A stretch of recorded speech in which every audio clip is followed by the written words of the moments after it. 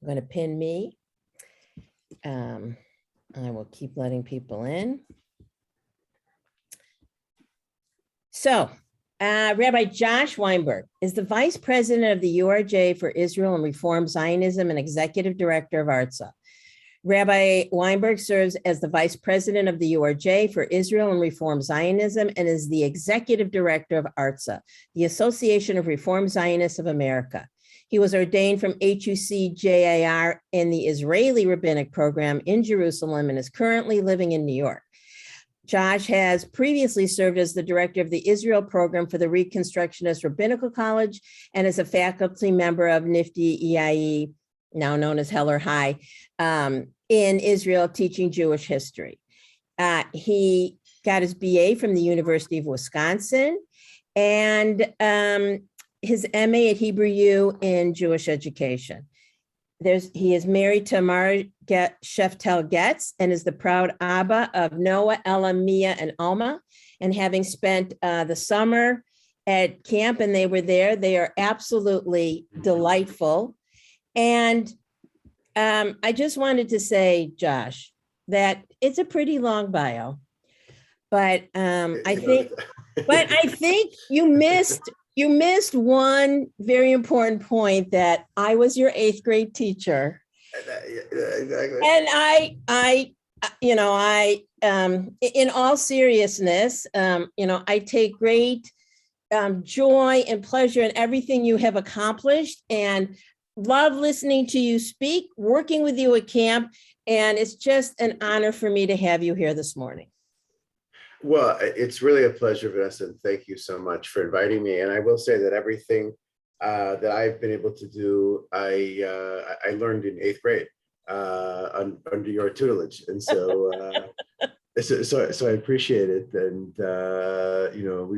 we've known each other for so many years, and it's such a pleasure. You're one of the preeminent Jewish educators in our movement, and while I've been at Lakeside many times for visits, this is, I think, my first time in the new Makom version of Lakeside Solel and everyone together. And so it's really an honor to see some new friends and some familiar faces and some people that I've worked together, in the URJ scene. And so it's really an honor to be here, and thank you so much. And we're coming together at some really auspicious times right now.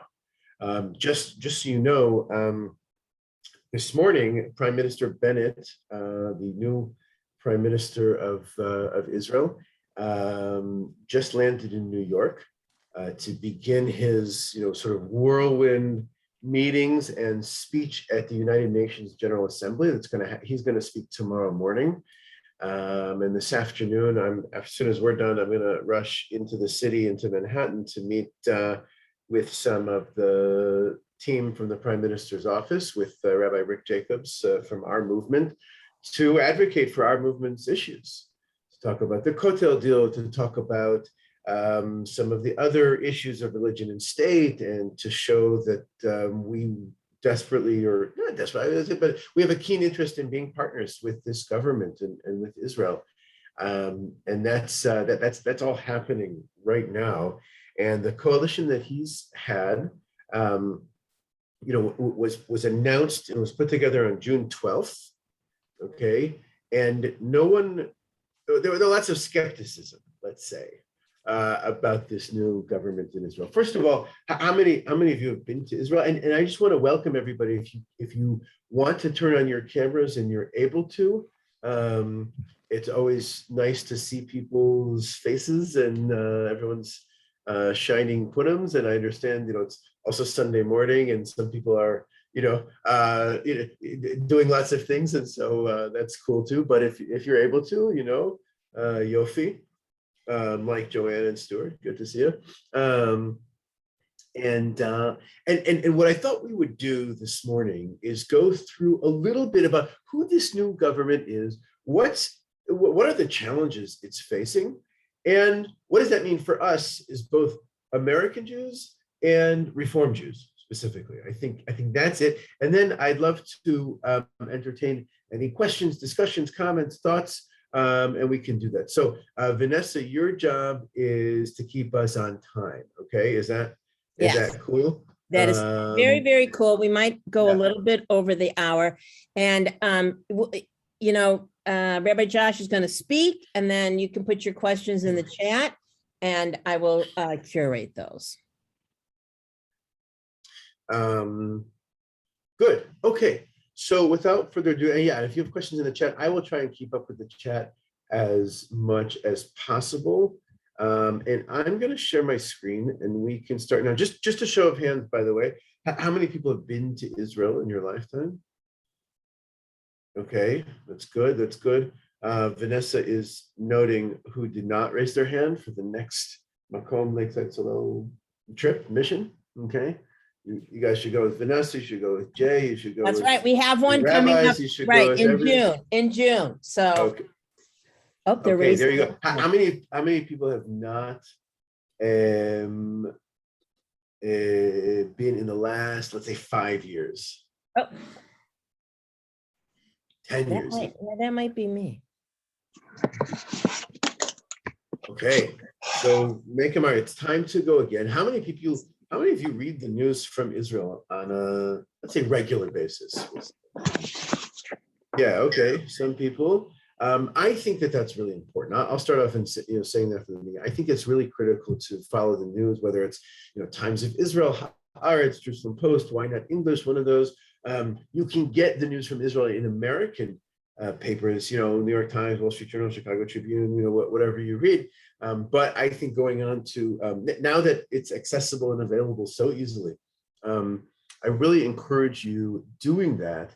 And as you can synthesize that, I think that's an obligation that we have as Jews to basically follow, to see what's going on, and we can get to more of that at the end. Okay, so let's see if the old screen share works here. Okay. Can you see the screen yet? Not yet. There we go. How about now? Perfect. And we'll do that.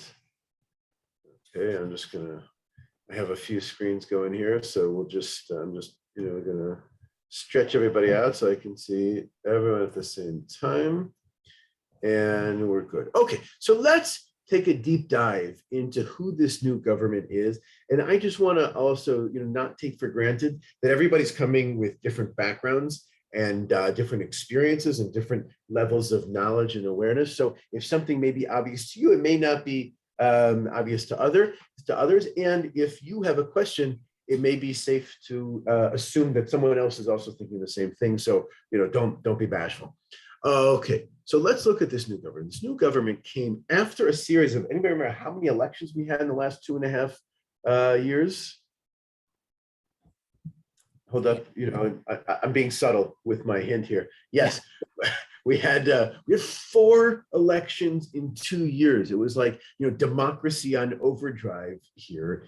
And each of those elections did not yield a sufficient result where one party or more parties could formulate or could put together a ruling coalition. Now, just remember, how many members of Knesset are there?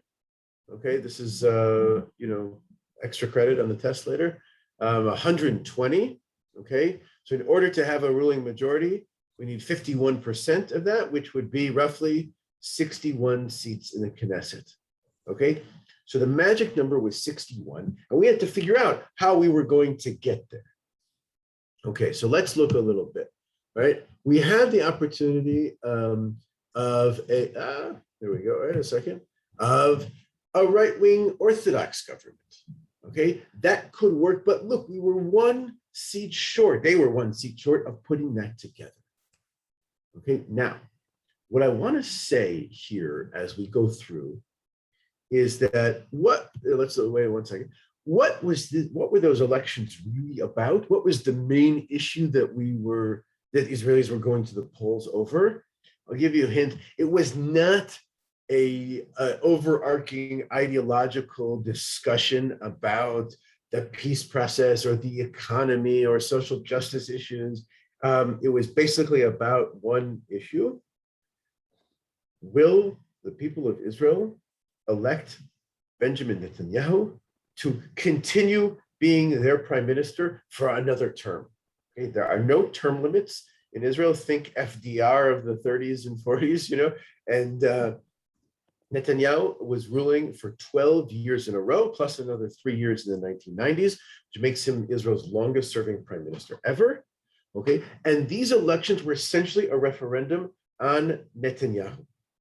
Because we know the end story, right? We know the end of the game is that the coalition was formulated. What was the single unifying theme that tied the thread together between all of them was that they did not want to sit with Netanyahu and did not want Netanyahu to be the prime minister. Netanyahu, despite receiving the plurality of votes, okay, he received the highest number of votes in of any party around, but because of how parliamentary systems work and how coalition governments operate, they were able to form a coalition without him. Okay, so let's look at some of the options. We have this one right-wing Orthodox government with these parties. Can you see my mouse at all? With these parties coming together to form a coalition, and we'll say who they are. Okay, we tried a center-left government. Okay, which was still a bit short here. Okay, with 7 different parties, we would need one more party, 5 more seats to put us over the edge there. And now we finally got it. The new government, okay, with a really diverse, the most diverse, ideologically diverse coalition that we've ever seen in Israel's history. It was weird, okay? Politics makes for strange bedfellows sometimes. And everybody said, okay, that's very nice that you all hate Netanyahu, but you have virtually nothing in common. So it will result, or it will yield a result of complete political paralysis. Okay, in which case nothing will get done. And already in the past, 3 months, let's say, we've been seeing that that's not actually the case. Okay, that's not the case. What I want to share is, as important as examining who is in the current coalition, it is equally important to examine who is out of the coalition and who did not make it in. So let's look at some of the players first of all, okay? So this was the old government. There were 36 ministers in Netanyahu and Gantz's government prior to June of 2021, right? A huge government, a huge drain on the system, okay? This is the new government, and I can fill in these names here at the bottom if you're interested. Also a big government. The 2 important players that I want you to know are up here, Naftali Bennett, and right next to him, a guy called Yair Lapid. He is currently the foreign minister, and he has a title called the alternate prime minister. Because this government was formulated on the basis of what's called a rotation, or if you want to impress your Israeli friends, I'll give it to you in Hebrew, rotatia. Okay, get it, right? Isn't that a fun Hebrew word? Okay, so this is a rotatia in which Naftali Bennett will serve for 2 years, and then Yair Lapid will take over on August 27th, 2023. Now, how many of you have met Israelis in your lifetime before? Okay, you've all met Israelis, right? Israelis are very cynical people sometimes, okay? Not to broadly generalize or stereotype, but, okay, everyone said to Yair Lapid, they said, look, you think you're going to be prime minister? You think the coalition is going to last that long to come around in August of 23 so that you can be, assume the seat of prime minister? And he said, look, we did the best that we could, and I'm very pleased with this outcome. We met with him on the day, on the afternoon before he submitted the coalition. He had till midnight on June 4th of this year, and he submitted it at 11:26 p.m. with 34 minutes to spare.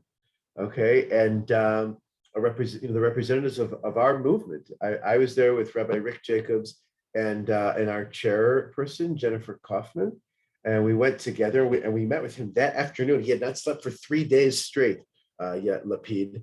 And he said, a lot of people have congratulated me on putting my ego aside to allow for Bennett to assume the premiership for these first 2 years, you don't have to worry. My ego is fine. And he's like, yeah, you don't have to feel bad for me right now. But he really was very courageous and very persistent. And I give him a great deal of credit of pushing this government through. And he also has a very important position. He's now the foreign minister. And just to say, there wasn't really a foreign minister for the past 3 years. Netanyahu had also assumed the position of foreign minister, which means that nothing really happened. So let's take a look at this government, okay? It is an interesting, so just so we know what we're talking about, the government, we mean like what we would call in the United States, the cabinet, okay?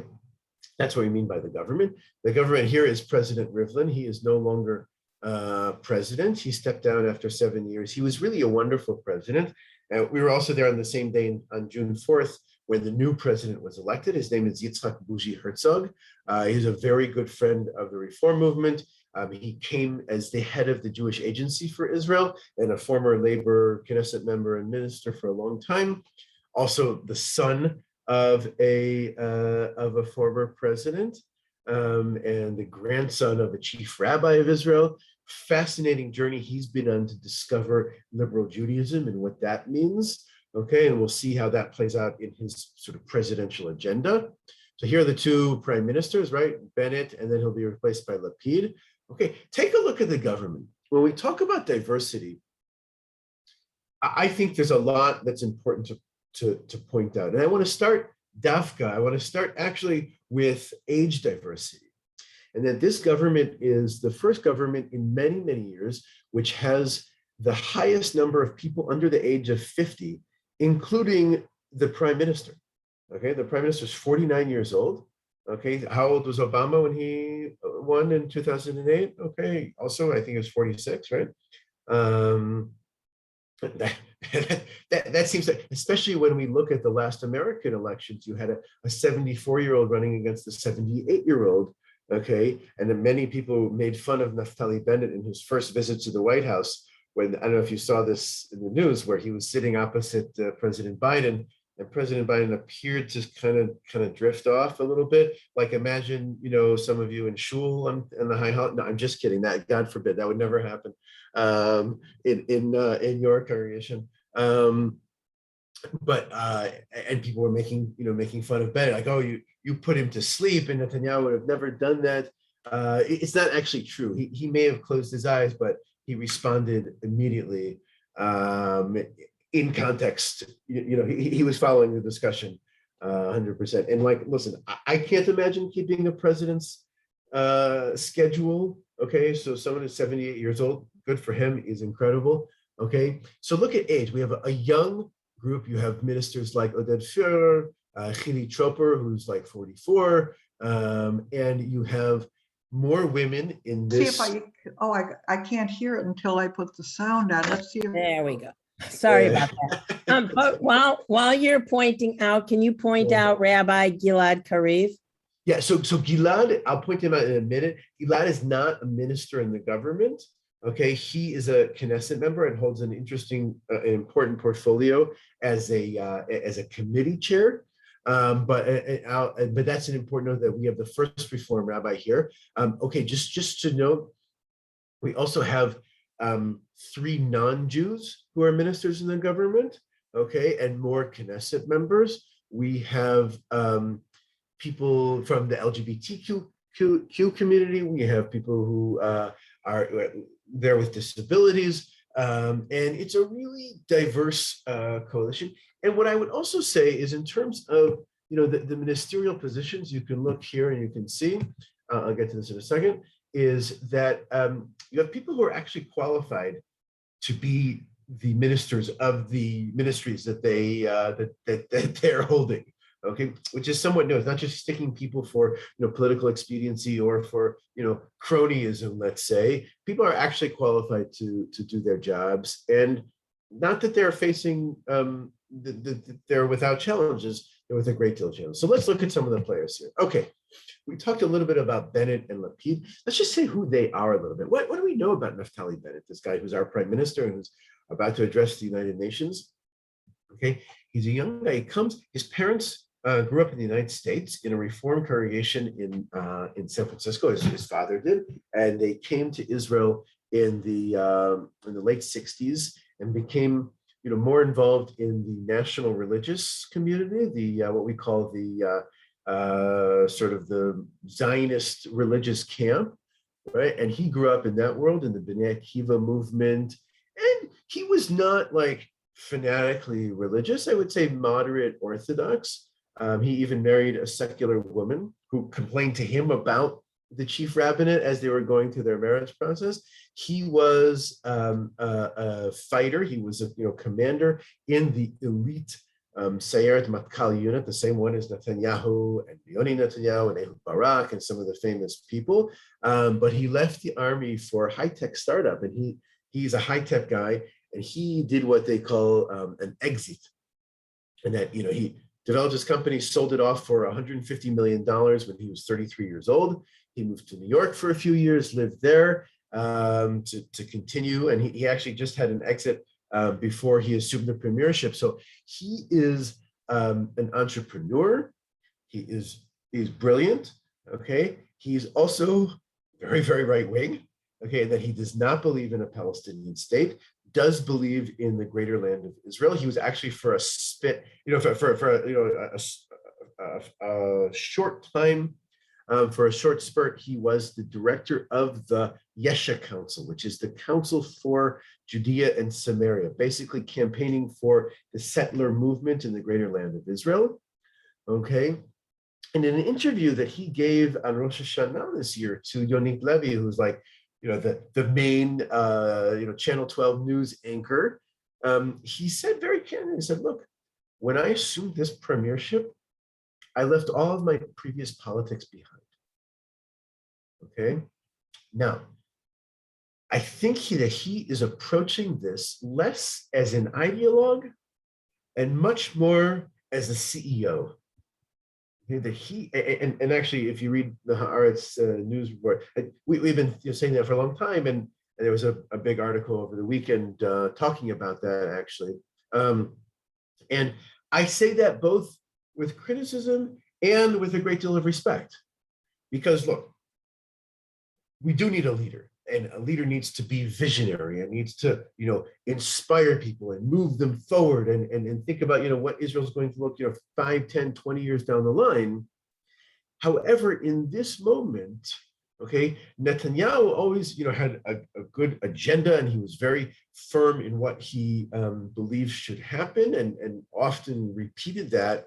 However, Bennett has been spending the first few weeks and months of his term cleaning up a great deal of internal messes that Netanyahu left. Remember, without a running coalition, so much of the bureaucracy was left unintended to. And that left, government salaries not being paid, and, essential functions of the state not being taken care of. And that is critical, not to mention that what's the biggest challenge he's facing? Not Iran, not the Palestinians, but the coronavirus. Okay, and that he is dealing with a surge, a Delta variant, and trying to tell people that you have to be vaccinated. And you can see now that at the urging of the government, Israel is putting, I listen to Israeli radio and news all the time, and they're putting more commercials on with patients hooked up to what's called like an ECMO machine in the hospital, suffering from corona, and saying, gosh, I really regretted not getting vaccinated. You should get vaccinated. And I think those are good messages, in my own opinion, but they're really, really pushing that very hard because they don't want to be, we all thought that we were past this, and it turns out no. And there were, during the coronavirus in the beginning, by the way, Naftali Bennett wrote a book about how to manage the virus. He was then defense minister, and no one took it seriously, but he spent a great deal of time doing that. So while I agree with him on very little when it comes to ideology, I do have a respect for what he's doing. And I think that he has respect for his party or for his coalition members, including the far left wing, which we never imagined that he would sit together with. Now, as important as the prime minister is, and important as who's in the coalition, let's take a look at who actually did not make it in. Okay, this is critical, in my opinion. So two parties I want to mention. We know the Likud party with Netanyahu did not make it in, but three parties actually. The two Haredi, the two ultra-Orthodox parties, and if you're okay with it, I'd like to use the word Haredi, because that's the word that they use to refer to themselves. It means really a God-fearing Jew.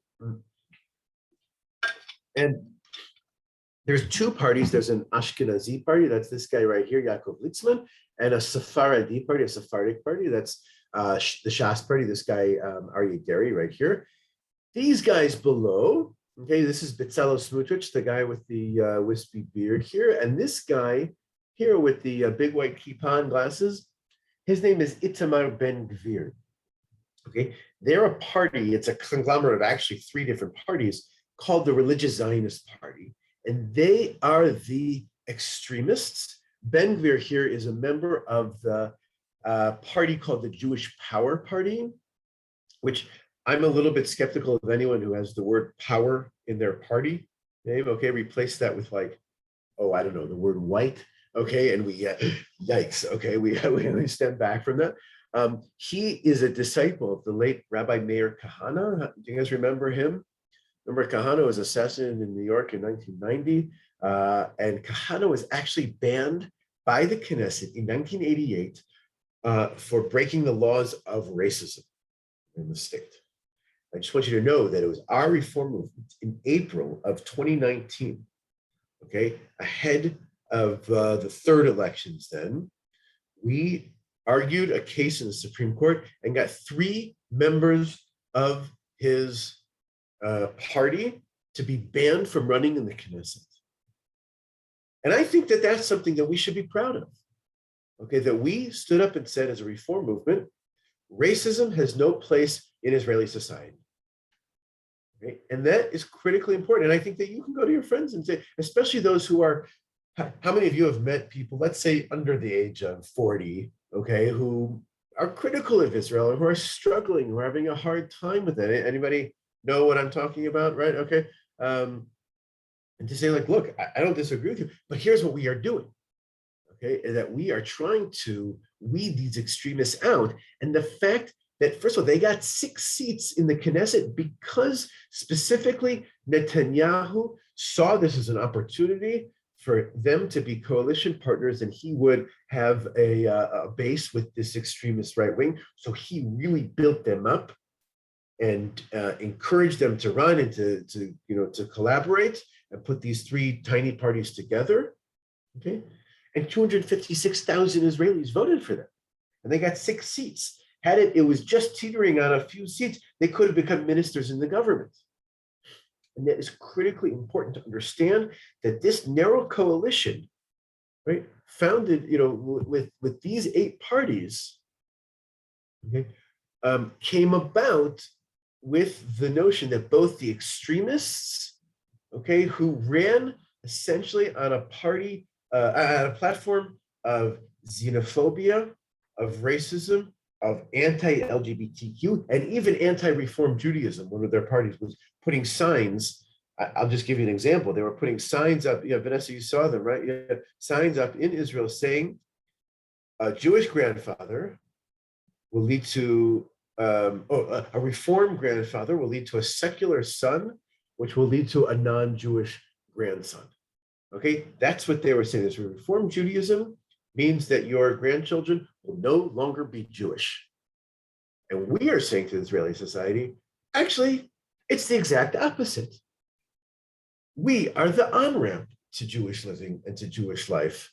And it's because of us that now that there are Jewish grandchildren, Jewish continuity. But I won't belabor the point, but you get the point. I want to say one last thing about the Haredim, is that the ultra-Orthodox parties, we were very, very concerned that had they been in the coalition, the first item of business that they would have put forward into the Knesset would be a bill, in Hebrew it's called Chok Okef Bagatz. It would be a bill that circumvents the Supreme Court, that would reverse the Supreme Court ruling from March 6th of 2021 that recognized now the conversions of Reform and conservative rabbis in Israel.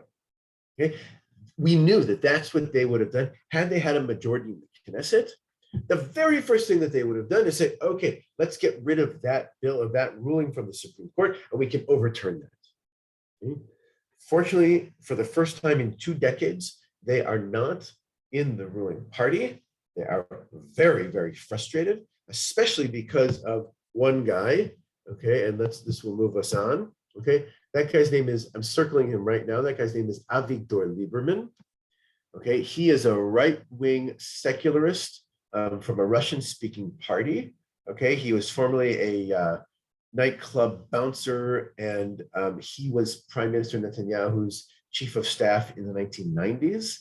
Okay, he's been foreign minister, he's been defense minister. He is now the finance minister. Okay, and one of the first things he did with the new coalition was to remove extra benefits for the ultra-Orthodox for anyone who has, for childcare and for those who are not working. Okay, it was an extreme move, and it made them livid. And so, very interesting moments. Let's just say who else is in the coalition here. Okay, this guy Gidon Sar, fascinating guy. He is a kind of a, how do we say, a soft-spoken, kind of a nerdy guy. He's a politician. He ran against Netanyahu in the Likud primaries and then broke off and tried to form his own party. He ended up getting 6 seats. He thought he was going to be the prime minister. Okay, didn't happen. Still pretty ideologically right-wing. Okay, but he's in this coalition. Benny Gantz from the former Blue and White Party, remember him? No one thought he would remain a political figure. He's defense minister right now, has 7 seats. This guy Nitzan Horowitz from the Meretz party. Meretz was almost dead. Okay, the far left party. He is now the health minister of health, which is not a job I would wish on anyone right now during this pandemic. 2 more people that I want you to know about. Okay, one is Merav Michaeli. She is a fascinating character. Okay, she and we'll get to her. You know what? We'll fast forward. We'll get to her as it comes up. All right, Naftali Bennett. We spoke about him a little bit already. I think you get it. Here is us meeting with Foreign Minister Yair Lapid. I told you about that meeting. Right now, I want you to be proud that the leadership of our reform movement has such good relationships with the heads of these parties. Okay, here as we met with Avigdor Lieberman. Okay, this is another guy, Eli Avidar, who I know from 100 years ago from a guy in a thing, we go way back, but he is now a minister in the government too. Very, very thoughtful and interesting guy. Okay, Benny Gantz, of course, is the defense minister, and he met with the Palestinian premier a few months ago when when Bennett is saying, no, I'm not ready to meet with him. And they wanted to be clear that it was a meeting about coordinating tactics and not a negotiation. Okay, they're talking all the time, and the Palestinian premier, you have to remember, is 85 years old, smokes 2 packs a day. Okay, and they don't have a clear succession plan, and everybody's worried about it. Okay, so Gantz met with him the other day, and a few weeks ago. Gidon Sari, very, very interesting character. As we were sitting with him on June 4th, okay, his phone kept buzzing and buzzing and buzzing. And he looked, he goes, it's not easy to refuse offers to become the prime minister. And as the final moments of negotiation, Netanyahu was throwing out something that was, listen, you become prime minister first for a year, then I'll do it. And I want you to start. And he goes, but at the end of the day, I looked at myself in the mirror and I said, would Netanyahu really be setting me up for success? And I said, I don't think so. So I'm going to go. And now he is justice minister. Remember why that is so important? Remember who's on trial for 3 accounts of bribery? Our good friend Benjamin Netanyahu. And part of the coalition agreements of the past few elections had to deal with and this is getting way into the weeds. I just want to acknowledge that. But it's important if you want to understand Israeli politics that they were fighting over who would have the ability to make certain appointments in the justice ministry. Okay, and that was critical, that who could sort of pardon Netanyahu or could have, expedited his trial. And so he's now the justice minister. Let's talk about Merav Michaeli. Okay, she is I think she's 53 years old. Okay, she was a media star. She is the granddaughter of a guy called Yisrael Kastner, who, if you remember from the Holocaust, was a whole long story of Kastner who paid for saving 5,000 Jews. And some in the right wing thought that he was collaborating with Nazis, and he was assassinated in Israel in the 1950s when he made Aliyah. It's a whole dark chapter of Israeli history. She revived the Labor Party. This is the Labor Party of David Ben-Gurion, Moshe Dayan, Golda Meir, Yitzhak Rabin, like the famous sort of establishment party. And she revived it now. No one thought it would even pass the threshold. She brought it to having 7 seats. She is a feminist. She often speaks Hebrew with both the feminine and masculine conjugation of verbs, okay, which people kind of make fun of her, but she's leading that trend. And most important for us, she brought in Rabbi Gilad Kariv right here to be number 4 on her list. By the way, also as a feminist, she's not married. She has a partner his name is Lior Schlein. He is like the Trevor Noah of Israel, the Jon Stewart. Okay, he's like, premier comedian. They live in separate apartments, one on top of the other in Tel Aviv. And they kept it quiet until their baby was born. He was born. They did a baby through surrogacy as she was beginning. She's now the transportation minister. And she's a very sort of in-your-face, strong feminist character, and we like her a lot. Josh, I was going to say, she only wears black. And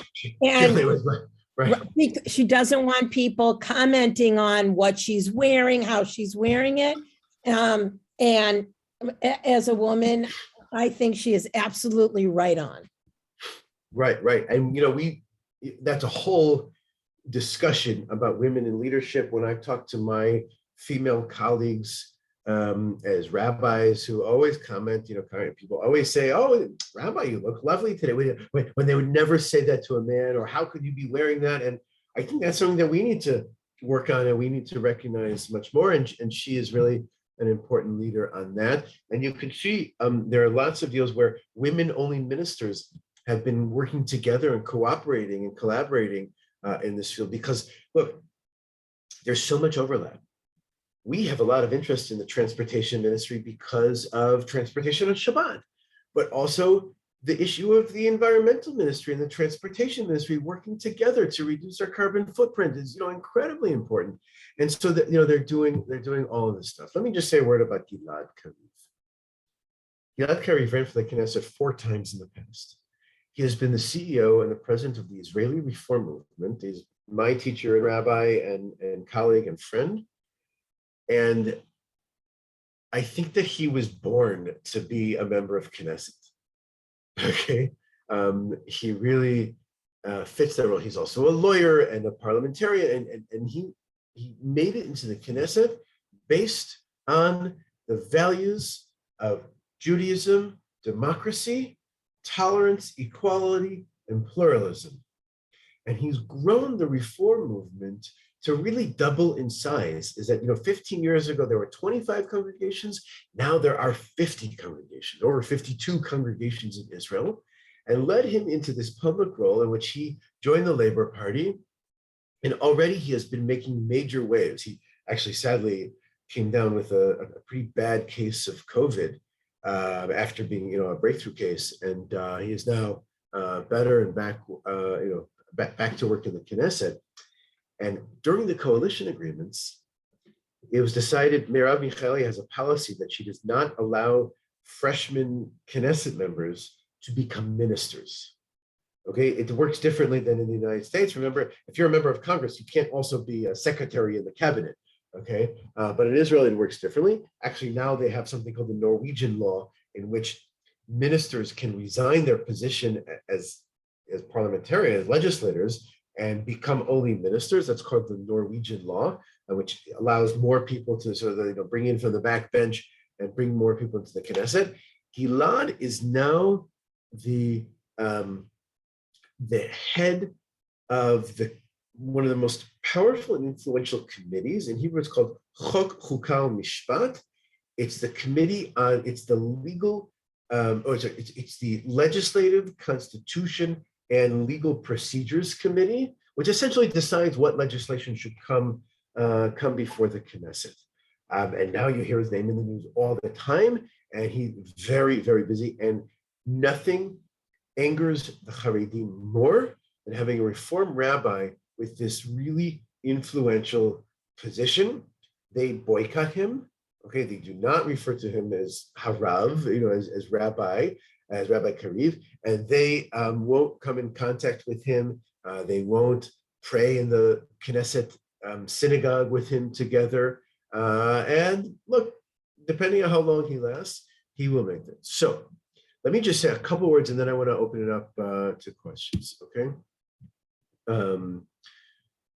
I think that we have lots of reasons to be hopeful. Now, this government has big challenges. Oh, and the one thing that I did not talk about, which is critically important, okay, is, wait, let me put it back on the screen for a second if I can. I'll just tell you about it. Here, let's do it. Sorry. Give me 1 second here. Is this guy, and his name is Mansour Abbas. Let's just say one word about him now, okay? How did we get from that 56 seats to 61? We needed one more party to come with us. And that is this guy right here, Mansour Abbas. He is the head of the Ra'am party, which is one of the 4 Arab parties or Palestinian-Israeli political parties that are part of the Knesset. And he is the more right-wing Islamic party. When we say right-wing, I mean more fundamentalist, religious Islamic party that broke from something called the Joint List of Arab Parties. And he had been courted by Netanyahu previously. And in the end, Bennett and Lapid won out, and Abbas joined them. Now, there was really serious challenges that came up. First of all, as an Islamic party, how can he sit with the Meretz head Nitzan Horowitz, who's an openly gay man? They have nothing to do with each other. Even though they may agree on certain things, how could he sit with Naftali Bennett, who doesn't believe in a Palestinian state? Okay, and just this week he was saying, you know what, I may have made a mistake. I should have gone into Netanyahu.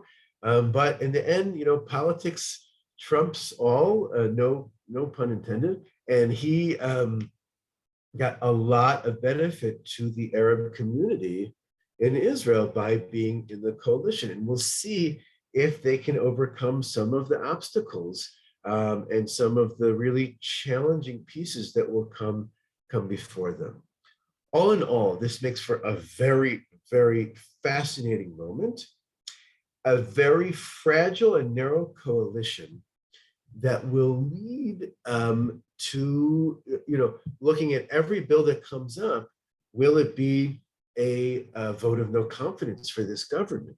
What I will say is that it's in everyone in the government's interest to keep it going, despite constant attempts by Netanyahu and the opposition to undermine him. Just as an example, it's part of the Israeli basic law, which is like the Constitution, that the prime minister has to meet with the head of the opposition, who is Netanyahu, every 6 weeks, okay, for a briefing. It's like, the Speaker of the House has to meet with the minority whips and, all of that. And they have not met yet once, okay? And remember, Bennett used to work for Netanyahu, used to be his chief of staff. They have a long history and very, very contested history. In his interview on Rosh Hashanah, Bennett mentioned Netanyahu many times, but never by name. Only referred to him as you remember, my predecessor did this, and my predecessor, or unlike my predecessor, I have been doing this. And you can go back and watch the interview. It is fascinating. Let me say 2 sentences, and then we'll open it up. I'm very hopeful about this government. Okay? First of all, I have no misconceptions or misgivings or naivete that they're going to put forward a peace process. Okay, I don't see that happening. On the other hand, because of the checks and balances that are set up by this, coalition, I also don't see them able to annex any territory in the West Bank. That was, could have. So I think that's both a stalemate. There are certain things that they can do to make life more tolerable, and I think while we're all relieved that the standalone bill for $1 billion in funding for the Iron Dome defense, missile defense system passed 420 to 9 in the United States Congress just last week. I think what we should be looking at is, Yair Lapid just put forward a few weeks ago a whole comprehensive plan to rehabilitate the Gaza Strip.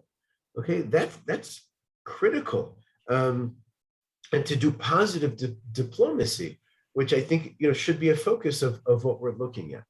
I'm also very, very optimistic that we can make significant achievements or achieve significant things in the world of the realm of religion and state. Okay, so this afternoon we're going to be talking about implementing the Kotel deal, which would provide an egalitarian presence, an area at the Western Wall controlled by the Reform, conservative movements, the Jewish Federations of North America, and Women of the Wall together, being the first time that a non-Orthodox body in Israel would control a holy site. Okay, and that's number one on our agenda this afternoon when we go to meet with them, and we're encouraged that that is something that is actually achievable, which is part of the reason why we are pushing it. Okay, and that was part of the coalition agreement. I'm encouraged by all sorts of things about the economics and the social welfare and the transportation, innovations, the environmental stuff that's going on with this government. It's not the government that I would have chosen, and it's not the government that I think we all had in our wildest dreams. However, it is the government that it's in place, and I will end by saying it's critical. It's critical that we can do everything that we can, both on this side of the pond and in Israel, to help support it and to build our relationships with them, and so that we can see it last and avoid, a sort of regression back into this paralysis of election cycles that nothing gets done. With that, I want to open it up, and I'm happy to, if we have a few minutes, I know it's almost at the hour here, but I would love we have a few minutes. Questions. We started late. But before feel free to raise your hand. Yeah, okay, right. Go ahead, Vanessa. Before you go, we go on. I apologize to everyone. We'll make sure our links are back on next week. We start at 10. And Makom Salah Lakeside has been very involved in ARZA. They're not just here every 5 years when we get out the vote, and we've been very successful about getting out the vote. In the chat, I have put Josh's blog. He also has a Beit Midrash. If you have that link, you could put it in the chat. And I'm gonna put the link here so you can subscribe. I write a weekly newsletter, which Vanessa has graciously shared the link to the blog part. The weekly newsletter has a list of events that you can join. Most of them are online, so you can see there's a link here. There's also a link to become an ARZA member. That's critically important to say, yes, I'm a member of our Reform Zionist organization that helps support our movement in Israel and helps grow Reform Judaism in Israel and helps bring Israel to us here in North America. And, Vanessa, I was just looking out at this crowd of nice people who took time on a Sunday morning to join us. And I said, you know what these people need?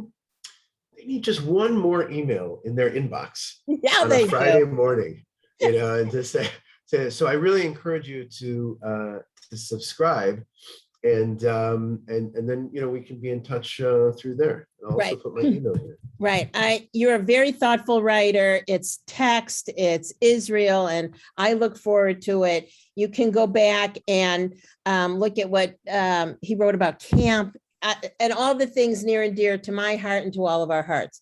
So please get involved. I adore all of that. Okay. You can raise your hand virtually, and that's under reactions, or I think I can see everyone if you do this. And questions? Well, I'll start with one. If you can tell us a little bit more of, you said that we're going to talk about the Kotel and having an egalitarian presence there. Women of the Wall, WOW, has done a fabulous job with PR and getting out their message of we need a place.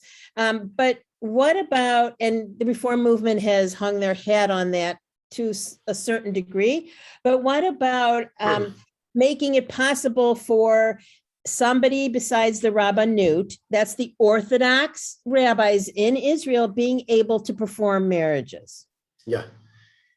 So it's a great question, and we would love nothing more than that.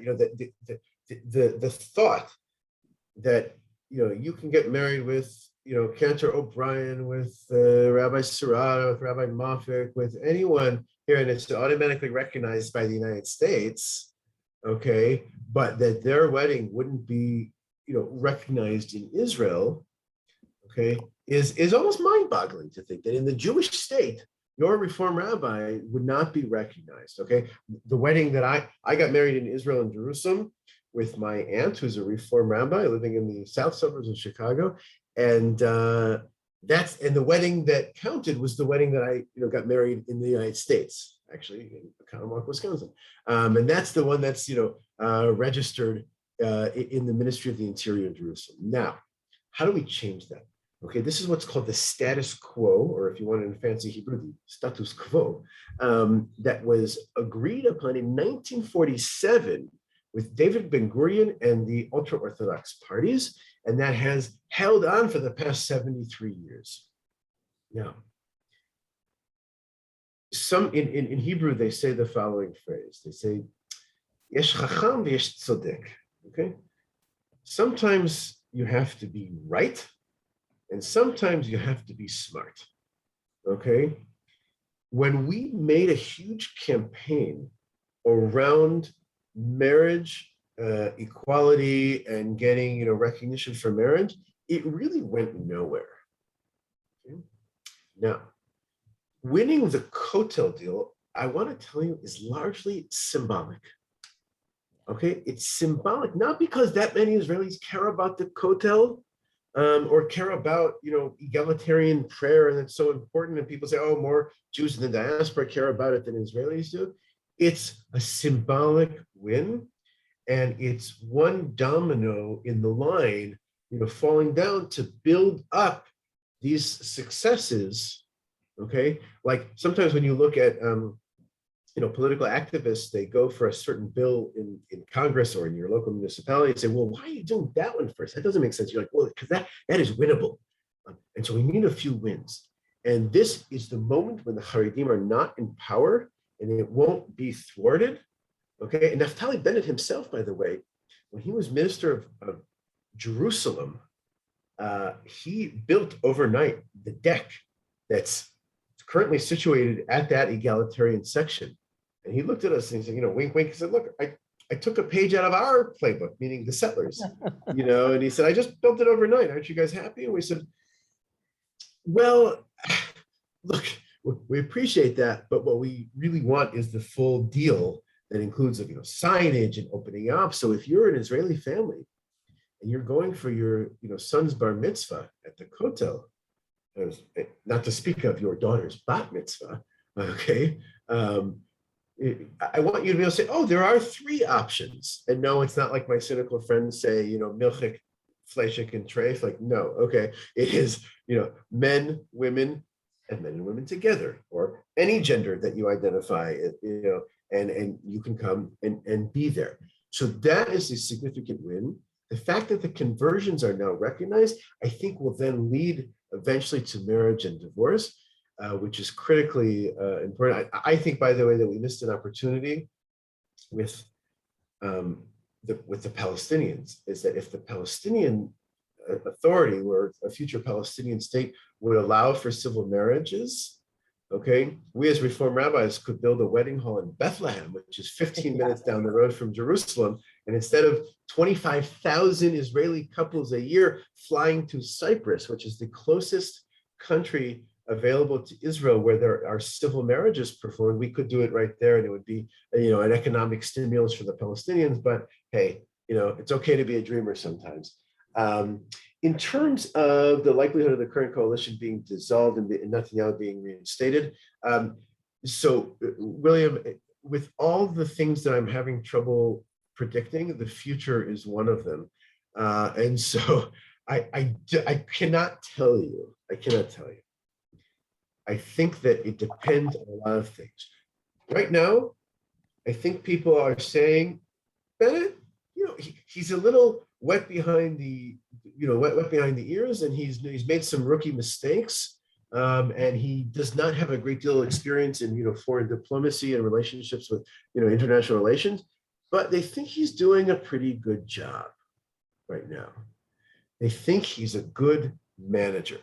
Now, that's like a backhanded compliment, right? They're not saying, oh, he's the visionary leader of the next generation and going to be the next David Ben-Gurion. No, they're saying, okay, he's keeping things together. The economy's okay. We're trying to deal with with COVID, and security is security, and there are lots of issues with Gaza right now, with the West Bank. The threats from Iran and Hezbollah are very real. Okay, and he's pushing for that. And so I think that Netanyahu there's a couple of things that could happen to Netanyahu. One, he's going to continue making these, he's still a Knesset member, and he's the head of the opposition. Okay, it's a very important position, actually. And he is going to continue trying to undermine and making these like Facebook videos that he's been making, and kind of looking foolish and childish and like a sore loser, and that will lose him appeal in the next round. It's a possibility. I'm not saying that for sure. Another possibility is that he's now lost his immunity. I don't mean about COVID. I mean about going to jail, and he could be convicted. Okay, in which he then will, either he'll go to jail, or there'll be some significant thing where he can't run again. And by the way, he could come back. Don't discount him. Okay, in 2002, 2003, even when he was finance minister, and the Likud was not sure where it was, he resurged in a major way. So the answer is we will see. Yes, there are some parallels between Netanyahu and Trump, and you could see after Trump came on the scene in a major way how Netanyahu shifted his politicking, let's say, his behavior. And I think that unlike Trump, Netanyahu is extremely intelligent and also very political calculating, but didn't do a good enough job to remain elected. And I should criticize, if you should read Anshel Pfeffer's biography of Netanyahu called Bibi. Excellent analysis. Netanyahu started using some of the same tactics that Trump was, sort of vilifying the media, vilifying the left, talking about fake news and all this stuff. He didn't say that the elections were stolen or falsified or anything like that. He acknowledged the democratic process here. He didn't want to give it up, and he's trying to undermine it every age. But we'll see. So I don't have a definitive answer for you, and your guess is good. Yeah. King Bibi was an excellent. Trump did model Bibi in certain ways, and I think that Bibi then also modeled Trump. And look, it's not just Trump and Bibi. Look at the despotic sort of world leaders with whom Netanyahu has built relationships.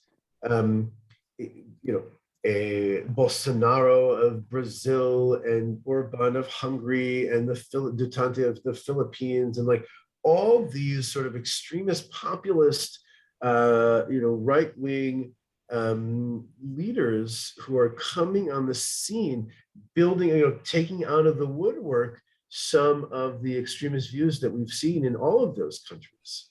Okay, and we're saying, wait, yeah, is that the company that we want the Jewish state to be in here? I don't, for sure.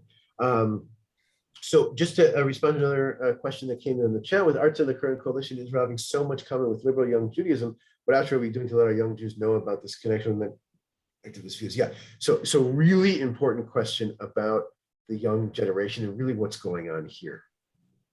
I think that this is the big challenge of our time right now. So we are working on this front in a number of ways. First of all, we have a teen leadership fellowship that I'd love to encourage any teens. It's intense. It's going to meet every 2 weeks, okay, once every other week for this school year. It's going to start early November. There will be an in-person retreat actually at Owen Sang Rabbinic Institute in April. Okay, this is for sophomores, juniors, and seniors, if they've been to Israel, who want to say, I don't know enough, I want to be active, I'm passionate about this, and I want tools to help me be a leader on this, help me be an educator, help me, deal with this in youth group or in high school or going into college. And I would get Vanessa that information to share with you and your people. We are doing, working also with college students, also with young 20s. I'm working with a group of rabbis who deal with the 20s and 30s in their congregations as well. I think this is a critical moment. And what we're trying to do is, and here I'll use the words of one of my teachers, Rabbi Daniel Hartman, who looks at people and say, okay, looks at Zionists or people connected to Israel and say, I want us to be both troubled and committed. I worry about people who are very committed, but completely untroubled with anything that's going on with Israel, okay? And I worry deeply about people who are so troubled that they no longer feel that sense of commitment. And I'm seeing even from, and Vanessa was with me this summer, I spent a lot of time talking to both high school kids in 10th grade and 12th grade, staff members in college, and even staff members just out, and surveying lots of our faculty, our rabbis and educators and cantors who are with us. Some were saying, okay, that's it, I've given up on Israel. I'm so troubled that I'm no longer committed. Okay? And the first piece of advice that I want to give, as if like I'm not an expert in child development or adolescent psychology or anything like that, but what I would say is the first thing is listen. That we have to listen to what our young people are telling us. Okay? Because we've done such a good job of raising them to be so conscious of justice issues in our world, so conscious of what we sort of broadly and vaguely call tikkun olam. The old joke that the American Jewish high school kid comes to Israel for the first time and says, wow, this is great. Say, by the way, how do you say tikkun olam in Hebrew? Is there a word for that? And people say, right. So we have this sense of justice, and people are looking at Israel and say, okay, why are we not fighting for justice? And the answer is we are. And that our Zionism is a social justice movement. And we're working with our Israel Religious Action Center, who has a brand new director. Her name is Orly Erzvichovsky. And part of your ARZA membership goes directly to support them in their work as they're advancing issues of equality, tolerance, combating racism in Israel. And that is critically important. Do we have time for a couple more? And then I have to get ready. Yeah, you got to go. I apologize. Yeah. I also want to say, Josh, I started with, I was your 8th grade teacher, and I have to end with Mikol Halamde Hiskalti from my students I have learned. And I think today's talk was inspiring. I hope everyone goes out and joins ARZA, reads what Josh has to say every week. Last week was about environment, and it broadens whatever you are reading and brings it to the forefront. So you're the one who read it. Okay, great. Yes, I would, whatever you need. And I think sometimes, it was Rob Lindner who wrote the question about our youth that, sometimes it feels to me like an uphill battle, but I really feel hope after this morning. And people are now thanking you in the chat. And hopeful, and that was the name of this. And I hope that my all good wishes. I am very proud that you are representing the reform movement, and we continue to watch. And hopefully you'll come back and tell us what's happening, soon in the future. Wonderful. Do we want to take one last question from Marilyn, or are we out of time? Yes. Do you have time, Vanessa? Yes, go ahead. I wanted to ask you, when we talk about trouble and commitment with Biden and Lapid and the United States and Israel, what is your crystal ball? What do you feel like is for the future with the United States and Israel? Yeah, so I think that they're on a good path of relationship. Look, when Netanyahu won, it took Biden. When Biden won, it took Netanyahu a few days to call and congratulate him. Okay, which was shocking. Okay, when Bennett won, it took Biden 41 minutes until he picked up the phone and called Bennett to congratulate him. He invited him to the White House, which was like, it was almost like, I don't know if you remember back in the 90s, the Rabin-Clinton relationship. Rabin was like, the senior, 20 years older than him. I think Bennett is younger than Biden's son. Okay. And, still a little bit new with the whole diplomacy and sitting at the big boys table there in the Oval Office. But I think past the two heads of state, okay, or head of the government, whatever, you have really significant relations with Biden's team. Okay, so with Tony Blinken and with Hadi Amar, and now our good friend and my former counselor Dan Shapiro is back in the administration. He's dealing mostly with Iran stuff, but we see those really, really strong relations. And look, it's going to be challenging. Okay, what we saw with the Iron Dome, there's a new bill also by Representative Levin coming about, talking about two states. It's not really about two states. I see there's going to be a big challenge to restricting foreign aid to Israel, which I am deeply worried about, even though I'm against the occupation. I'm against the continual expansion of the settlement enterprise. And I think that we need to be there to both say to our representatives here that Israel cannot be a partisan issue. It must remain bipartisan, and how critical America's support is. And then we also want the United States to support the Palestinians, by the way. Okay, when we say that we're Zionists, that also means that we're in favor of Palestinian rights. I want them to also have the same self-determination and be able to have a state just for them and for us to coexist together. Even though I don't see a horizon for it or any light at the end of that tunnel, I haven't found a better solution than two states for two peoples. Okay, so I think that the United States is playing a critical role here, and it's not the top of their agenda.